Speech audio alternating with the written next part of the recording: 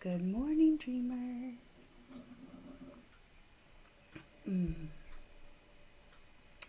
That's good. Good.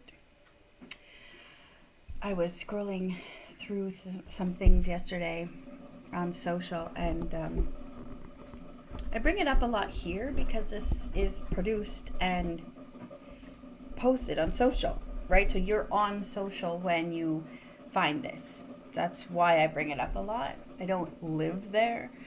It's not a great place to live. I've gotten into a lot of conflict moments because of it, and I had to literally put up some boundaries for myself and for others, that I would treat them a specific way. And sometimes you honor another individual by blocking them and not engaging. And if you can't not engage because they like to um, poke at things that are near and dear to you, and you take it personally, then you need to block it so that you can honor them and let them be them. So anyway, I wasn't blocking anyone yesterday. Somebody posted something about, in this holiday season, you're allowed to be sad. It was a prayer. It was a prayer saying, um, thank you for holding me while I'm sad, or whatever, something like that. And it was just, you're allowed to be sad. And I thought, yeah, I really hope people don't hear my positive messages with feet on the ground, head in the clouds, spend time dreaming, don't get so hung up on the dream that you forget about the present. Because that's what I was talking about yesterday. I was just saying, in my head, I was thinking, I really hope they don't think that positivity equals never sad. Because that's not the truth. It's not the case. And remember, every emotion is valid.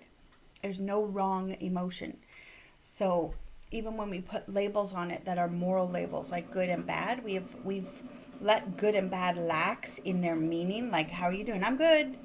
Well, good is a moral term. I'm doing well is a better answer for that question, right? Because good is about goodness, actually a kind of holiness, a kind of purity. And so to say I'm doing good is an answer that is a little different than what the asker is asking. So sometimes I talk about being positive and choosing joy, and you do have to make the right choices, but one of the choices is to allow the um, the heavier emotions to come. Let's put it that way: the heavier emotions to come, because um, when the heavier emotions come, they need to be heard. They need to be listened to, for sure. And so if there is a sadness in you, please don't hear me saying you just need to choose joy. I am not like that when it comes to mental health. And if you've been with me the whole year, you know there are times. It was interesting because yesterday Jimmy and I were sitting in front of the computer, and we were looking at all the screenshots of my videos throughout the year. Because the first one on the Good Morning Dreamers came from March, and so I was wearing the same green shirt I was wearing yesterday for St. Pat's, and because I had done some on my work YouTube prior to that, and then I was like, ooh, I need to move all this over to a private YouTube, and so the first one that was done on this platform here. Um, and I was comparing the screenshots of me in the green shirt then and me in the green shirt now. And I was looking at something specific, and there's improvement, which is awesome.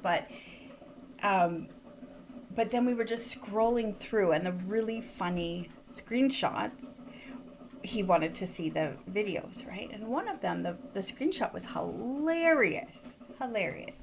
And then the the message wasn't.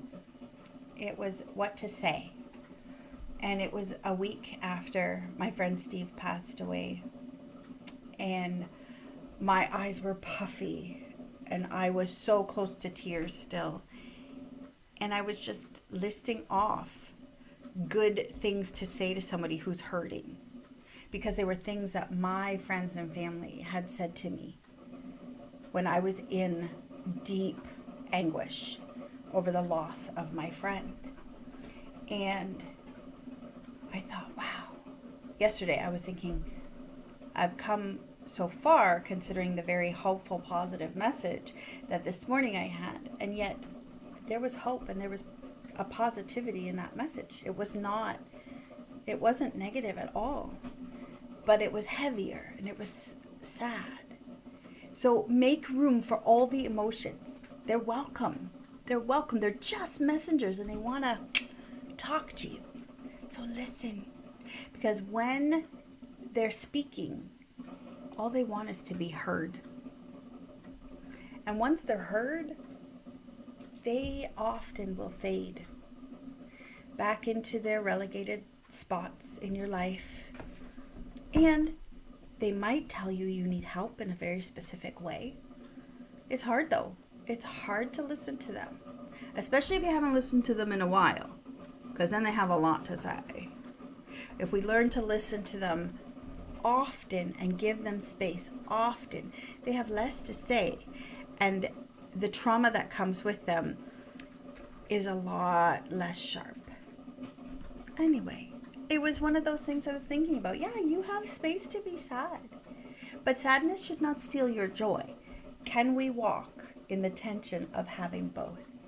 The anticipatory joy of the season and the sorrow that there are some we're not celebrating with. Or perhaps there's a sorrow of some other kind for you. I can't possibly list them all. Maybe the sorrow, no, it was going to be a joke and it's a really poorly timed joke, so I won't say it. But basically, grab yourself a cup of coffee. If you've run out, come see me. I'll provide some. But yeah, make room for all the emotions, because none of them are good, none of them are bad. Some of them are a little lighter and some of them are a little heavier. And some of the light ones, if we force them into heavy duty, they can get heavy.